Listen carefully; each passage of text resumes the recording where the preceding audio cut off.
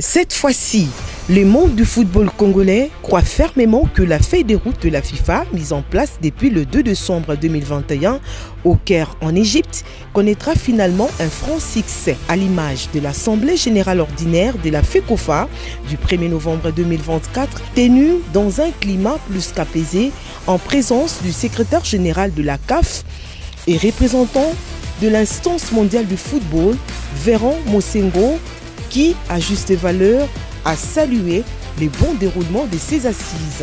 C'était une assemblée générale réussie, calme dans la construction.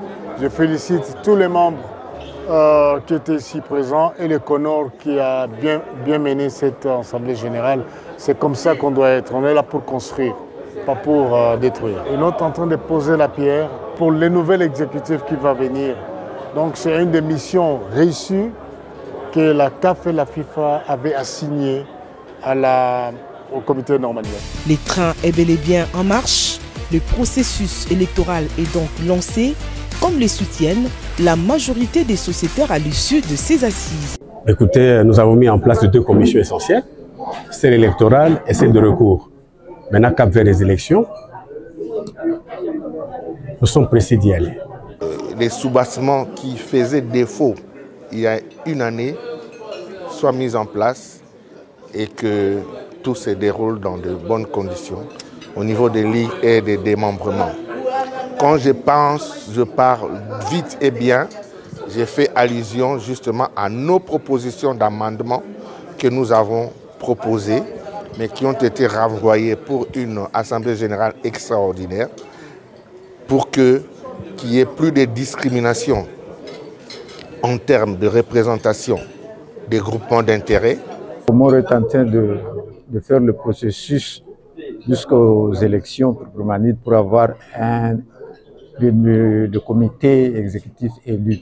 C'est déjà une bonne chose. Coup de chapeau au président Sambi et tout son comité. En tout cas, les débats se sont bien déroulés. Comme vous le savez, nous sommes au comité de normalisation qui est le souhait est d'avoir un comité exécutif et c'est ça même le rôle du CONOR, le rôle assigné au CONOR. Aujourd'hui, le CONOR a fait preuve d'abnégation pour nous amener là où nous sommes. Nous sommes très contents. Moi, je suis... Après l'adoption du rapport d'activité de l'exercice 2022-2023, du reste, approuvé à l'unanimité par l'Auguste Assemblée, à la grande satisfaction du numéro 1 du CONOR, Dieudonné Sambissel Luntu, qui a mis les bouchées doubles cette fois-ci dans une organisation XXL pour un atterrissage en douceur. Il était important que nous puissions aller aux élections dans les meilleures conditions. C'est notre pays, c'est notre football, il était important que nous puissions révaloriser ce football. Et ce football-là ne pourrait être réalisé que si nous-mêmes, nous sommes responsables de ce que nous faisons. Ils m'ont rassuré que leur ambition lors de cette assemblée générale était d'aller aux élections, de mettre en place ces deux commissions principales qui devaient nous amener aux élections apaisées. Conformément à l'ordre du jour adopté, l'Assemblée générale du 1er novembre 2024 a également décidé de la mise en place de la commission électorale et des recours. Il ressort de cet exercice effectué en toute transparence Michi Enyeka, élu président avec 52 voix sur 60. Il sera secondé dans cette lourde tâche par Rachel Mbole Sangwa, élue vice-présidente avec 32 voix, avec 3 autres membres qui complètent les tableaux. Parce que je ne vais pas décevoir cette assemblée qui a porté son choix, qui a jeté la dévolution sur ma personne.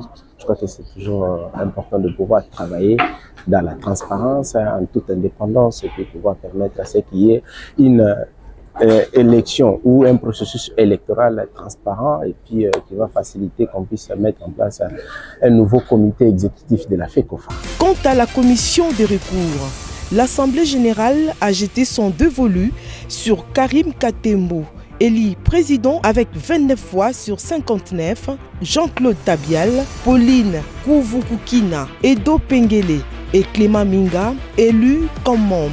Il convient de rappeler que ce processus intervient quelques mois après l'annulation de ces derniers par la FIFA et la CAF en raison des irrégularités constatées lors des élections de la Commission électorale et des recours du mois de juillet 2023 au centre d'accueil Caritas de la Gombe. Prenant la parole à cette occasion, le directeur de cabinet du ministre des Sports, Magloire Kassongo, a dit clairement l'intention du gouvernement de la République de voir les comités de normalisation organiser des élections crédibles et transparentes dans les délais. Le monde du football congolais a se choisir démocratiquement ses dirigeants.